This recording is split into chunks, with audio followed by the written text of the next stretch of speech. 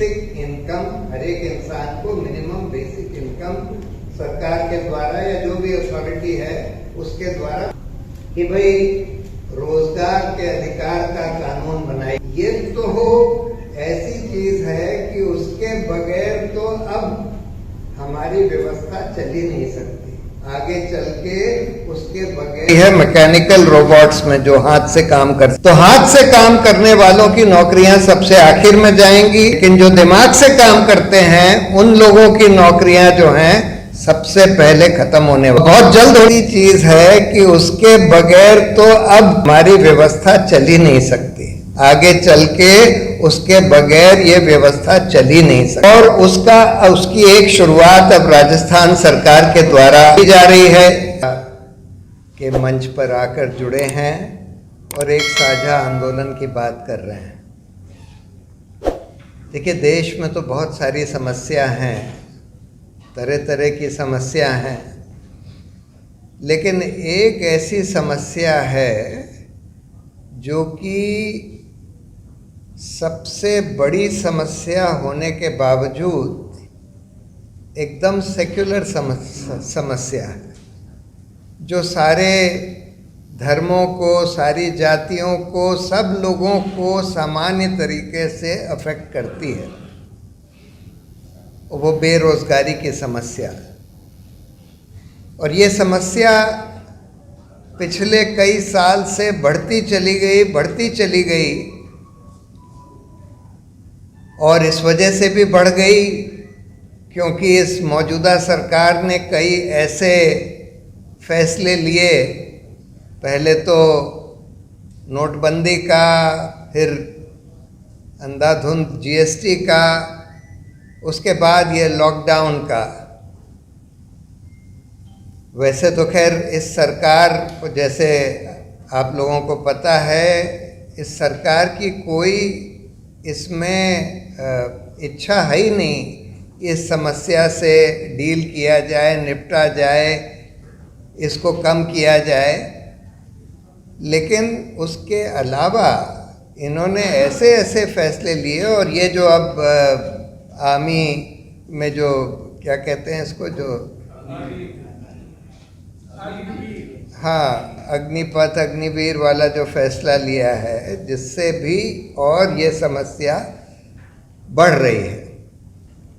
और अभी जो टेक्नोलॉजी में हो रहा है, पता नहीं आप लोग कितना फॉलो कर रहे हैं, आर्टिफिशियल इंटेलिजेंस का जो बहुत तेज़ी से विस्तार हो रहा है, उससे स्वाभाविक है कि ये समस्या और बहुत तेज़ी से बढ़ने वाली है।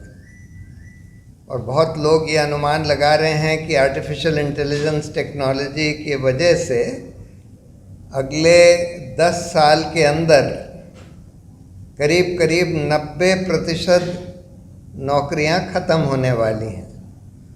और मैं तो इस डेवलपमेंट को बहुत क्लोजली वॉच कर रहा हूँ, फॉलो कर रहा हूँ, और ये मैं बिल्कुल यकीनन कह सकता हूँ कि अगले 10 साल में 90% नौकरियाँ सिर्फ हिंदुस्तान से ही नहीं, पूरी दुनिया से ख़त्म हो जाएंगी और आर्टिफिशियल इंटेलिजेंस द्वारा होंगी। ये थोड़ी अच्छी बात है कि इसमें सबसे पहले जो नौकरियां ख़त्म होंगी वो होंगी डॉक्टरों की, वकीलों की, जो ऊपर का काम करने वाले लोग माने जाते हैं, उन लोगों की सबसे पहले ख़त्म होंगी। और जो लोग हाथ से काम करते हैं उन लोगों की सबसे आखिर में ख़त्म होंगी आर्टिफिशियल इंटेलिजेंस के चलते हुए, क्योंकि इसमें सबसे ज़्यादा तेज़ी से प्रगति हो रही है डिजिटल इंटेलिजेंस में, और उससे थोड़ा कम तेज़ी से प्रगति हो रही है मैकेनिकल रोबोट्स में, जो हाथ से काम कर सकें। तो हाथ से काम करने वालों की नौकरियां सबसे आखिर में जाएंगी, लेकिन जो दिमाग से काम करते हैं उन लोगों की नौकरियां जो हैं सबसे पहले ख़त्म होने वाली हैं। और बहुत जल्द होने वाला है। बहुत सारा तो ऑलरेडी हो रहा है और बहुत सारा अगले 5, 6, 7 साल में होने वाला है। और मेरा तो खैर ये मानना है कि 10 साल के अंदर ऐसी स्थिति बन जाएगी जहाँ पर आर्टिफिशियल इंटेलिजेंस ही हमारी सोसाइटी का कंट्रोल अपने हाथ में ले लेगी, हमारी सोसाइटी का, हमारे प्लैनेट का कंट्रोल अपने हाथ में ले लेगी। बहुत सारे लोग ये मानते हैं कि उससे तो इंसानों को बड़ी तकलीफ़ हो जाएगी, हो सकता है वो हम सबको मार ही दें वगैरह वगैरह। मैं उसको नहीं मानता, क्योंकि मैं ये मानता हूँ कि जो इंटेलिजेंस का सबसे पहला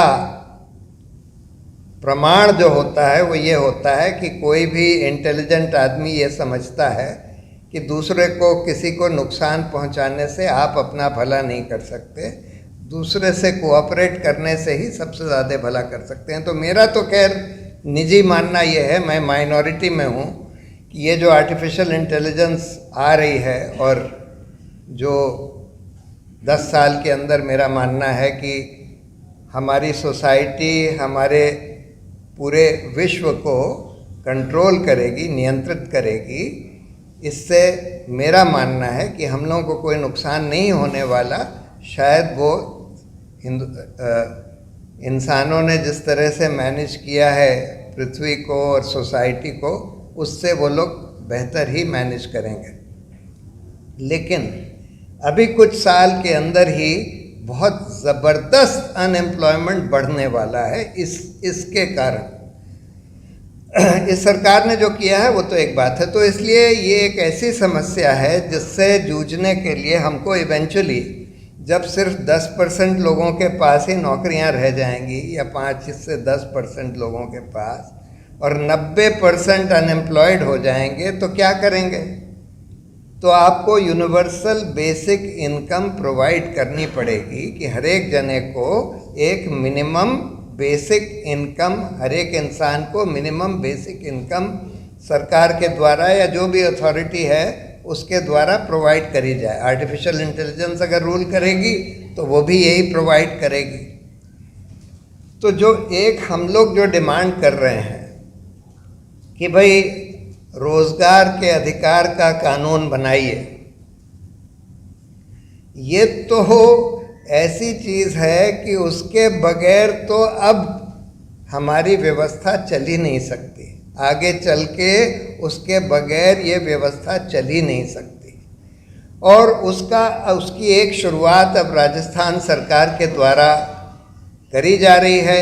एक्चुअली नरेगा का जो कानून बनाया गया था वो यही सोच के बनाया गया था, दो वो थोड़ा लिमिटेड था कि भाई रोज़गार की बहुत बड़ी समस्या होती जा रही है, और इसको देखते हुए कम से कम जो लोग गांव में रहते हैं, जो रूरल हाउस होल्ड हैं, उसमें एक फैमिली में से एक आदमी को कम से कम साल में 100 दिन की नौकरी मिल सके न्यूनतम मजदूरी पर। अब हम लोग जो कह रहे हैं कि रोज़गार के अधिकार का कानून, वो एक तरह से इस नरेगा का ही बिल्कुल एक्सपैंडेड वर्जन है। यानी कि 100 दिन के बजाय हम कह रहे हैं कि पूरे साल, रूरल के बजाय हम कह रहे हैं कि सब लोगों को, रूरल अर्बन सबको, फैमिली में एक जने के बजाय हम कह रहे हैं सारे एडल्ट्स को।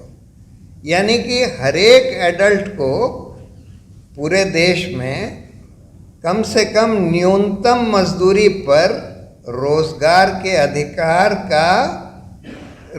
का अधिकार होगा। और अगर उसको रोजगार नहीं दिया जा सकता न्यूनतम मजदूरी पर भी, तो उसको कम से कम उसका आधा अनएम्प्लॉयमेंट अलाउंस मिलना चाहिए। तो ये तो ऐसी चीज़ है जिसके बगैर आगे व्यवस्था हिंदुस्तान में क्या, दुनिया में कहीं पर भी चल ही नहीं सकती। ये हम लोगों को अच्छी तरह से समझ लेना चाहिए। ये सिर्फ एक हमारा बेसिक आर्टिकल 21 की डिमांड। देखिए, आर्टिकल 21 राइट टू लाइफ को सुप्रीम कोर्ट ने बोला है। राइट टू लाइफ का ये मतलब नहीं है कि सिर्फ जानवर की तरह आप जी सकें। उसका मतलब ये है कि आप डिग्निफाइड लाइफ लीड कर सकें, और डिग्निफाइड लाइफ के लिए कम से कम एक बेसिक इनकम की ज़रूरत है, एम्प्लॉयमेंट की ज़रूरत है। एम्प्लॉयमेंट अगर मिल सके तो बहुत अच्छी बात है, नहीं तो एक मिनिमम बेसिक इनकम आपकी होनी चाहिए डिग्निफाइड लाइफ के लिए। तो ये तो आर्टिकल 21 का हमारा मौलिक अधिकार है। तो ये तो बिल्कुल ऐसी डिमांड है जिसको कोई आज कोई भी सेंसिबल सेन आदमी ठुकरा ही नहीं सकता।